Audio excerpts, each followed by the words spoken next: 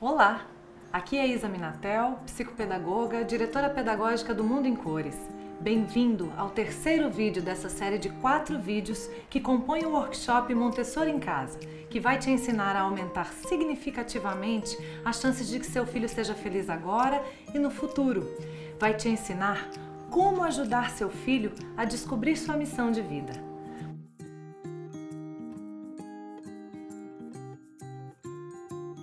Montessori em Casa é baseado nas tendências naturais dos seres humanos e as mudanças de características das crianças em cada idade. O objetivo da educação é que as crianças possam alcançar o mais alto grau possível de independência física e mental. Para atingir esse objetivo, as crianças são expostas a ambientes preparados, no qual podem se desenvolver e trabalhar o máximo da sua curiosidade inata.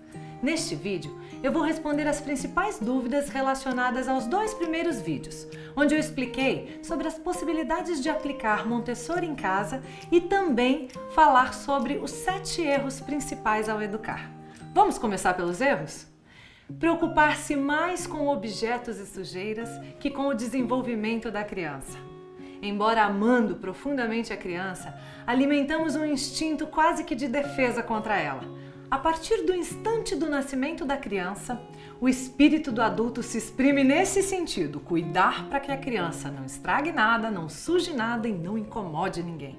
Outra coisa muito comum e equivocada na nossa sociedade é acreditar que sabe o que é o certo e o que é o melhor para a criança, sem observá-la e sem acompanhá-la. Muitas vezes a criança nos diz como é que ela vai funcionar.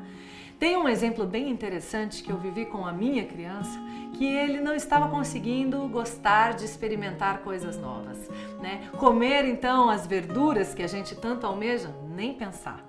Foi então que numa refeição ele me disse: "Mamãe, faz aquela brincadeira do não vai comer não, hein?" E aí eu comecei: "Não vai comer não, alface não, não vai comer não, chuchu não." Resultado, ele me disse como fazer para que ele comesse o que a gente gostaria, né, e precisa que eles comam. Um outro equívoco muito comum é obstaculizar a exploração do ambiente por parte da criança. O que é isso, Isa? É o adulto ser obstáculo à exploração da criança.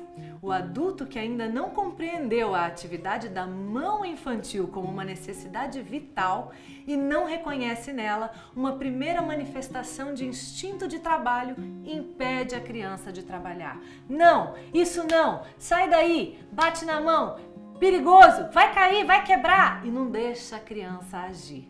Então, deixa a sua criança explorar, prepare o ambiente para isso. Outro equívoco comum é desrespeitar o ritmo da criança. Vamos, rápido, vamos logo, se apresse, vamos, a gente vai chegar atrasado. Você pode ser que se reconheça nessas falas. No mundo de hoje, tão agitado, muitas vezes a gente só pensa em fazer rápido. E aí, deixar a criança fazer por ela mesma demora. Você já parou para perceber quanto tempo demora uma criança de 4 anos para abotoar uma camisa de 5 botões? Eu já fiz o teste com o meu filho e eu decididamente cheguei à conclusão que a gente precisa começar antes se quiser que a criança possa ter autonomia e aí sim ser respeitada em seu ritmo. Acreditar que o cuidado mais importante é com o que se vê também é um equívoco da nossa sociedade atual. Na verdade, aquilo que a gente vê, o corpo físico da criança, é super importante, mas não é o mais importante necessariamente. Existe todo um mundo interno, uma natureza interior e própria da criança que precisa ser cultivada, que precisa ser respeitada. Muitas pessoas se preocupam com que altura seu filho vai ter quando crescer. E, na verdade, a pergunta que mais deveria nos incomodar é qual o tamanho da alma que você quer que a sua criança tenha.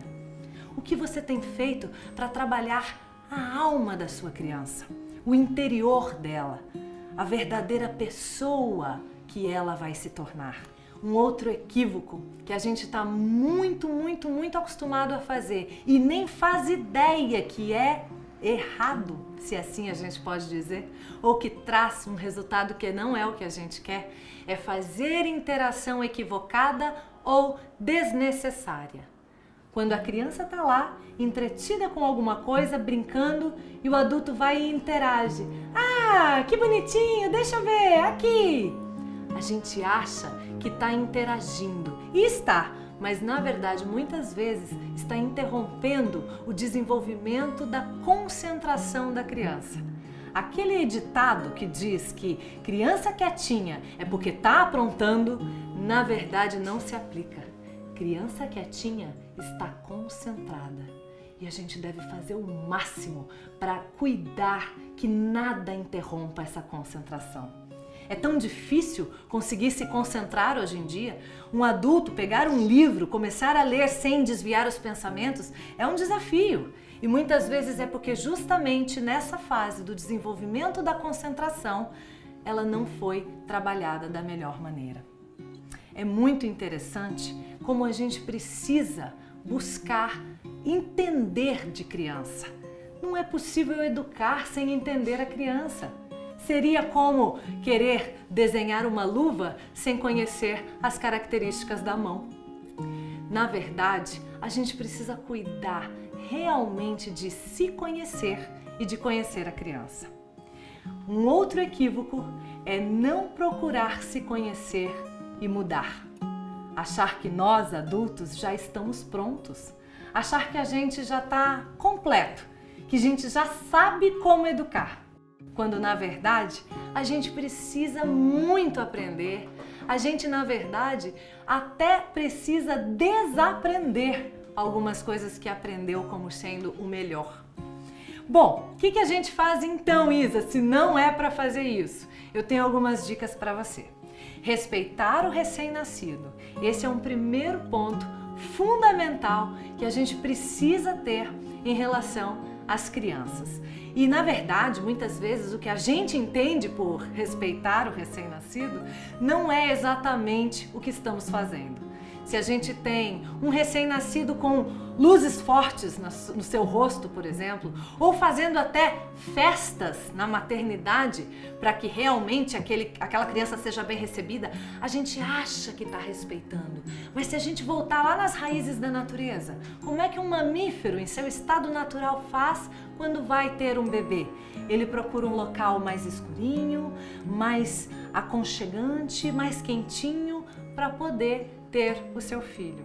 Então é isso também que a gente deveria fazer com os nossos recém-nascidos. Colocar em um ambiente mais tranquilo, deixar a conexão mãe e filho acontecer e a participação do pai ali também profunda nesse momento. Outra coisa muito importante a ser feita: corresponder às necessidades do ser imaturo, ou seja, da criança, adaptando-se a elas e renunciando às próprias necessidades. Exatamente o contrário do que a gente faz. A gente quer que a criança entre na vida do adulto. Eu não tenho que mudar nada agora que eu tenho um bebê, eu tenho que continuar a minha vida. Não! Vamos pegar o exemplo de uma família de elefantes. Quando o elefantinho é conduzido pela mãe à manada de adultos, a grande massa de elefantes enormes diminui a marcha para acompanhar a caminhada do pequenino. Quando este se cansa e para, sabe o que fazem todos os adultos? Param também. Essa é aquela hora da vida que você volta mais cedo para casa porque tem um bebê que dormiu no restaurante ou no casamento que você foi. Essa é a hora que você respeita realmente aquele ser imaturo e atende às suas necessidades. Uma outra dica super importante: criar condições adequadas para o desenvolvimento da autonomia. Se a criança, por exemplo, vai tentar se trocar sozinha, mas a gente não deixa. Se ela vai tentar escovar os dentes sozinha, mas não alcança a pia. Se ela vai tentar... Isso tudo aconteceu comigo e com meu filho em casa. Ia tentar pendurar a toalha, por exemplo, depois de se enxugar e não alcançava o gancho. Uma das possibilidades é a gente buscar. Existem equipamentos com ventosa, por exemplo, ganchos, saboneteiras, que você pode deixar tudo ao alcance da criança, para que ela consiga sozinha trabalhar a sua autonomia, tomar banho sozinha, enxugar-se sozinha, trocar-se sozinha, escovar os dentes sozinha. Isso pode acontecer muito cedo. A gente pode, à medida que vai percebendo a possibilidade da criança, ao menos ir aprendendo os movimentos, já pode ser estimulado. Com meu filho, eu fiz muito aquela história de eu faço só o arremate, eu dou o toque final, ou seja, deixava que ele fizesse, mas para ter certeza de que os dentes estavam limpos, por exemplo, ia lá e dava aquela última escovada. Uma outra coisa super importante, estar consciente e preparado para ajudar a criança a identificar a sua missão de vida.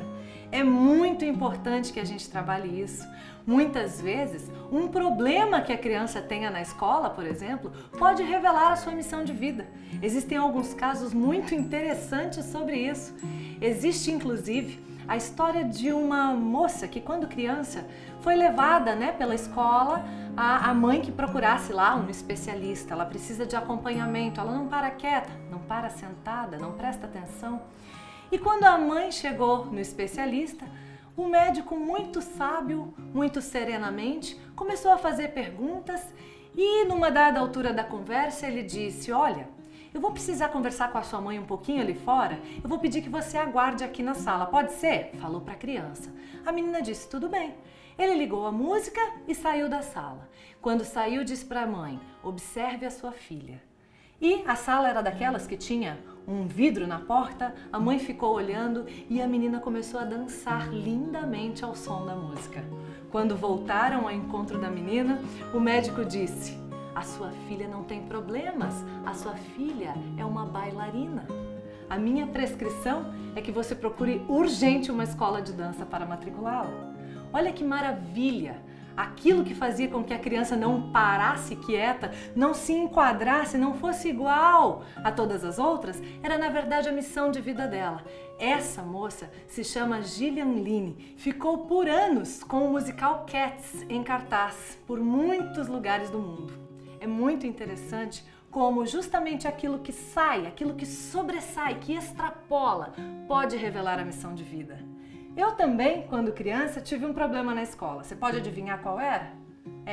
Falava demais. Sempre os professores chamavam os meus pais no momento de feedback. É uma boa aluna, mas fala demais. E, no entanto, fico me perguntando, quem diria que o mundo me levaria, para essa missão tão especial que é justamente falar, disseminar informações. Então é super importante que a gente incentive a conexão da criança com a sua missão. Eu conheço também um fotógrafo de animais selvagens super competente, super de sucesso, que teve até fotos publicadas naquela revista National Geographic. E ele, quando criança, pulava a janela da sala de aula para buscar insetos. Quando sua mãe foi chamada na escola, não tem condição, o menino só fica pulando aí para fora da sala de aula procurando insetos, E a mãe disse: como é que estão as notas, o desempenho dele, tá ok? Tá ok, então deixa o menino. E esse menino, chamado Léo Merson, virou então esse fotógrafo tão especial. Eu vou responder agora as principais perguntas que surgiram de acordo com os vídeos 1 e 2. A primeira delas é: como posso começar a aplicar Montessori em casa? Bom, primeiro, observar muito a sua criança, só para proteger, sem intervir, sem corrigir, sem ajudar, seguindo a máxima de Maria Montessori: siga a criança. Para se aprofundar, sugerimos que participe do nosso programa de treinamento mais completo, onde você vai ter realmente o passo a passo do que fazer e de como fazer para aplicar tudo o que foi falado até aqui e muito mais. Segunda pergunta: como os conflitos são resolvidos de acordo com a filosofia Montessori? As crianças são punidas? As crianças são recompensadas? Bom, sem gritar, sem ameaçar e, na medida do possível, sem intervir. Os conflitos entre as crianças são sempre resolvidos. Um elemento muito especial de Montessori é a mesa da paz, um ótimo lugar para resolver conflitos pacificamente. As ações inadequadas possuem suas consequências naturais. E é experimentando algumas e conversando sobre outras que a criança vai aprendendo e tendo as suas experiências. Acredito firmemente que são recompensas e punições os perigos da criação das crianças. Principalmente porque os nossos filhos nos amam e isso pode levá-los a se comportarem como nós queremos que eles sejam e não como eles genuinamente são, negando a sua própria personalidade, sem reflexão, sem negociação, sem diálogos que constroem o caráter, os princípios e os valores. As punições e recompensas às vezes não educam, adestram. Mas como aquele ratinho, sabe? Que quando faz o que eu quero, ganha recompensa. Quando não faz o que eu quero, ganha punição. Lamentavelmente, por anos, temos disseminado adestramento como se fosse educação. Pergunta 3. Como eu organizo minha casa de acordo com a filosofia montessoriana? Essa é outra questão que apareceu muito. A chave é pensar na autonomia da criança. E assim, alguns ajustes e adaptações podem ser feitos para que a criança não precise do adulto para tudo. Ela consegue ir ao banheiro sozinha? Ela alcança a pia? Consegue abrir a torneira? Pegar e pendurar a toalha? No treinamento que mencionei há pouco, exploraremos essas adaptações uma a uma, para quem desejar uma casa plenamente pronta e adaptada para o desenvolvimento da autonomia da sua criança. Inclusive na cozinha, existem muitas coisas que a criança pode fazer e que a gente muitas vezes acha que cozinha não é lugar de criança. Muito bem, vamos para a próxima pergunta. Como pode haver disciplina, Isa, num ambiente de liberdade? Liberdade traz responsabilidade e confiança na nossa criança. Se eu confio na criança, ela é responsável pelos resultados que produz. Se eu o tempo todo direciono, quando acontece algo que é ruim, ela diz: foi você que deixou, foi você que mandou, e não tem responsabilidade. Quem nunca ouviu isso do seu filho? E como disse a própria Maria Montessori, disciplina e liberdade estão tão relacionados entre si que toda indisciplina provém de uma falta de liberdade. Se a criança é respeitada e livre, por que haveria de ser rebelde e indisciplinada? Até porque, muitas vezes que dizemos não para nossa criança, na verdade, se nos perguntássemos internamente por que não, iríamos perceber que poderíamos dizer sim. Mais uma pergunta. Em Montessori, crianças fazem só o que querem? Não! Definitivamente não! As crianças fazem o que precisam para o seu desenvolvimento intelectual, físico e emocional.